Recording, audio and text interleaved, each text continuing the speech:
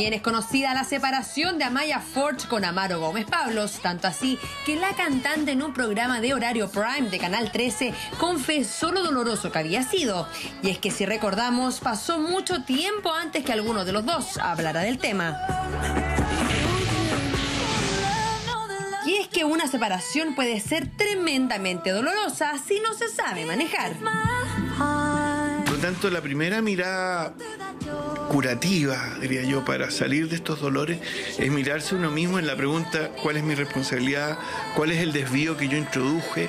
¿Estuvo en el ámbito de la comunicación, en el ámbito de las ideas, de mis pensamientos, de la manera en que veo el mundo? Un quiebre es un quiebre, tal como lo vivió Carla Valero cuando luego de 4 años de matrimonio se separó de su marido, teniendo un cambio rotundo en su vida. No se demora mucho en tomar una decisión así. Lógicamente cuando uno ya se separa es porque ya lleva ya hartos meses o años incluso de tratar de que funcionen las cosas. Pero cuando uno ya se separa, en el fondo es como ponerle el nombre, digamos, a la situación, a todo este sufrimiento de tanto tiempo y tratar de luchar y bla, bla, bla. Entonces al final también es como un descanso. Como que cuando uno se separa, como que ya también descansa. El sufrimiento lo tenés antes en el proceso. Y es que al parecer la parte difícil, más que tomar la decisión, es cómo continuar, cómo reinventarse para seguir. ¿Qué aspectos son los más afectados? Es la pregunta. Autoestima es el más recurrentemente afectado. ¿Qué significa cuánto me quiero? O aspecto a sanar es la autoestima. Un poco el día a día, yo lo fui sintiendo nomás, las cosas que sentía, cómo lo vivía. Igual es un caso especial porque también yo no estaba trabajando y había dejado de trabajar cuando empecé a me dediqué a ser madre en el fondo. Y estar en la casa y familia, qué sé yo. Y entonces volví a trabajar, entonces de algún modo llené mucho los espacios. Pero Amaya Forge y Carla Valero no son más que un ejemplo de miles de parejas que se separan. Sin ir más lejos, según las últimas cifras del registro civil, en promedio en Chile se divorcian más de 40.000 parejas al año. Pero ¿cuántos de ellos realmente habrán podido reinventarse? De eso y todo lo que significa a nivel emocional hablaremos hoy en Mañaneros, su matinal ciudadano.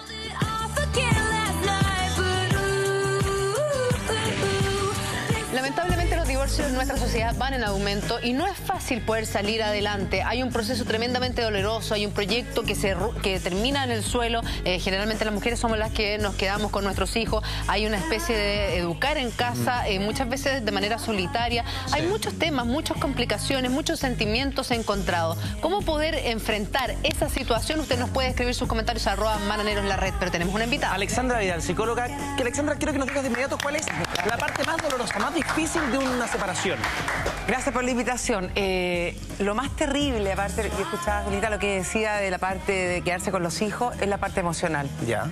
Hoy día tanto el hombre como la mujer se desgastan, o sea, los desamores son tremendamente fuertes y lo veo con la consulta permanentemente después de un término de una relación, cómo reinventarse con el tema del desamor. Y ahí tiene que ver, como que no hay una receta estándar, porque tiene que ver mucho con cómo procesa la persona, la estructura de personalidad que tiene desde la vida que lo ha acompañado, etcétera.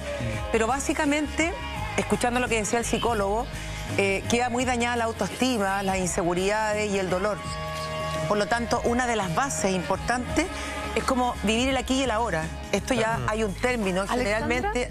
¿Pero influye cómo se vive la separación dependiendo de las causas que hayan provocado esto? Claro, por ejemplo, si tú terminaste una relación con tu marido o una relación de convivencia o de pololeo, etcétera, tú la terminaste, obviamente que vas a estar mucho más resuelta. Y es distinto si es por desgaste o infidelidad, por ejemplo. En el caso de Amaya Forge, por ejemplo, y por eso la estamos viendo a ella, hubo como una infidelidad que ella no ha confesado públicamente, pero que también ha tenido ha sido como reservada, pero que también se conoció públicamente. ¿Eso también influye que sea una infidelidad? ¿En el dolor? En el dolor. Sí, claro, porque en el fondo es mucho más fácil procesar una pérdida, aún se termina un proyecto, hay una frustración de que se desestructura un concepto de familia. Hay un proceso de culpa también cuando el otro te infiel, uno dice, ¿será mi culpa? Cuando hay una infidelidad, en el fondo queda dañado la otra persona. La que le fueron infiel. Claro. La persona que fue infiel, hablando de estructuras de personalidad más normales, no es ser infiel porque quiere ser infiel y hacer su felicidad a costa del otro, sino que algo estaba funcionando mal en una relación que no estoy justificando la infidelidad, que lo lleva a ser infiel. Por lo tanto, en esa persona hay un sentimiento de culpabilidad también por hacer su vida, en el fondo, a costa inconscientemente del otro. Entonces, el proceso del desamor es tremendamente fuerte y potente. Porque una cosa es separarse después de muchos años y decir, ¿sabéis qué? Nos dimos cuenta que nuestros caminos empezaron a separarse, que yo tengo uno de intereses, tú tenés otro, que te quiero, pero ya más a nivel de amistad. Quizás no de pareja, y hay como, da la impresión que esos divorcios se dan de manera más civilizada o más pausada que cuando hay un hecho puntual, un tercero metido en esta relación. Sí, y no solamente un tercero, porque nosotros hablamos solamente que se termina la relación de pareja por un tercero, pero también hay maltrato psicológico, hay desencuentro, hay falta de consideración de ver al otro, de repente hay patologías, incluso la parte sexual que no se hacen ver, que finalmente termina socavando esa relación. Ahora, como digo, lo más difícil de esto es cómo tú puedes procesar dependiendo de las bases que tú tengas, la estructura y mecanismos de defensa. Alexandra, ¿qué porcentaje de personas que optan por jugársela y por recuperar la relación tienen éxito en esa empresa, en ese cometido? Súper buen punto, porque ahí involucra dos cosas de lo que acabas de decir. Yo creo que el punto está siempre hacer todo y más por tratar de arreglar la relación. Todo y más involucra reencantarse, buscar una terapia a lo mejor para poder volver a reencontrarse. Y por último, tú te quedas con la satisfacción, tanto el hombre como la mujer. Claro, que hiciste todo y más, y la otra persona, bueno, cuando ya no hay amor, no se puede hacer nada. Claro. Después está el otro punto que es re importante, que después de un matrimonio, una relación larga o de convivencia, siempre el pasto del vecino es mucho más verde que el nuestro. Por lo tanto, hay un desgaste y hay que estar permanentemente tratando de reinventarse antes de quebrar una relación. Pero, Alexandra, no todo el mundo tiene los recursos para poder contratar o ir a terapia, o a un terapeuta, un psiquiatra, una psicóloga, en fin. ¿Esa gente dónde puede refugiarse? Bueno, en mí. No, tengo una página.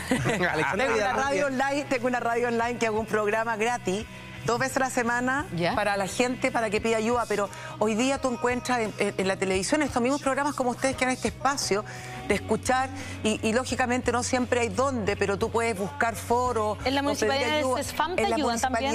Sí, lo que pasa es que el concepto de municipalidad para pedir una ayuda en la fragilización de un término de relación, te citan hoy día, después en un mes más. Claro. Entonces no sirve. Entonces, ver estos programas... Pero, Alexandra, te quería decir algo importante. Que es re importante. ¿Por qué cuesta tanto procesar y la persona está tan vulnerable y se quiebra? ¿Sabes por qué? Porque tiene que haber también, y hay que hacerse cargo, que de repente nosotras, y los hombres también, por una historia de vida, tenemos un apego demasiado, se hace una dependencia hacia el otro que ya es un apego enfermizo. Mira. Y por eso cuesta procesar, y esos casos hay que pedir ayuda, ahí sí, en un COSAL, en una municipalidad, a través de redes, no sé, pero pedir ayuda porque yo creo que las penas de amor, el desamor es lo más frágil y más doloroso que hay. Qué loco. Oye, ¿y las mujeres todavía tenemos como... ¿somos más frágiles en ese aspecto que los hombres o eso se ha empezado a igualar un poco? La mujer siempre es más fuerte, cuidado. Es más Yo me siento muy fuerte. No, es más fuerte en el sentido que lo que pasa es que nosotras sufrimos más porque somos más emocionales, por lo tanto le damos más vuelta al tema con las amigas, etcétera. O sea, lo sacamos más. Lo sacamos más. Lo trabajan más. Y además que somos muy...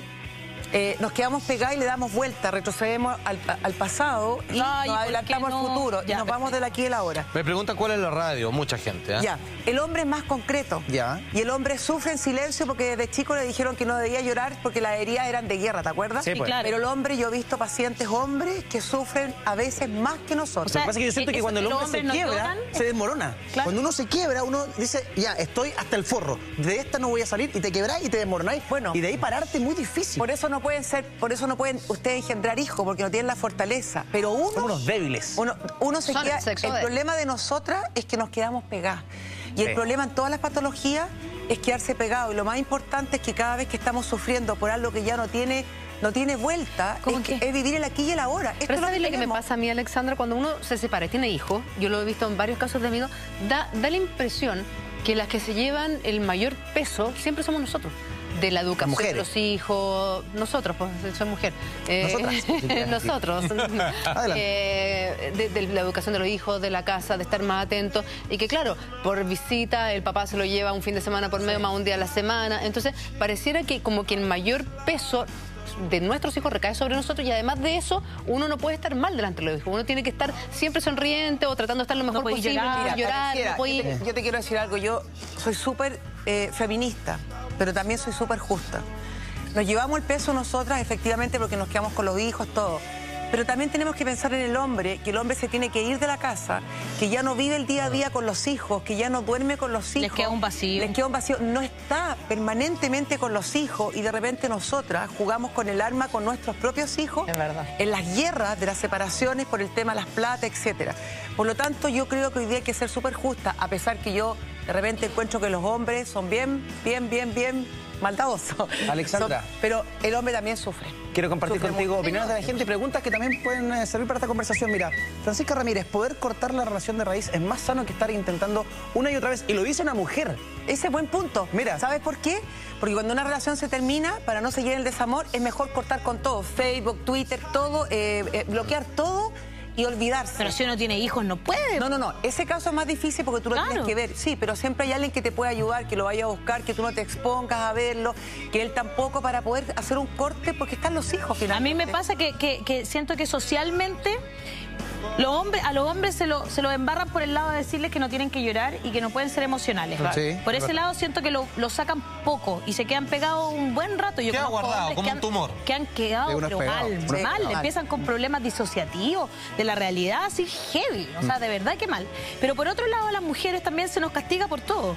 Porque si te quedáis con los hijos, es un tema porque tenéis que seguir viendo. O si obviamente, haces tu vida Sí, con te otra quedáis, persona. pero si te quedáis sin el El hombre hijo, hace- sí, si es te verdad. quedáis sin el hijo, Es verdad. también te Las condenas. castigan las Porque mujeres. eres una mala mujer. Por porque algo- quedaste El hombre, sin el hombre por algo naturaleza, se fue con el hombre. El hombre por naturaleza es infiel.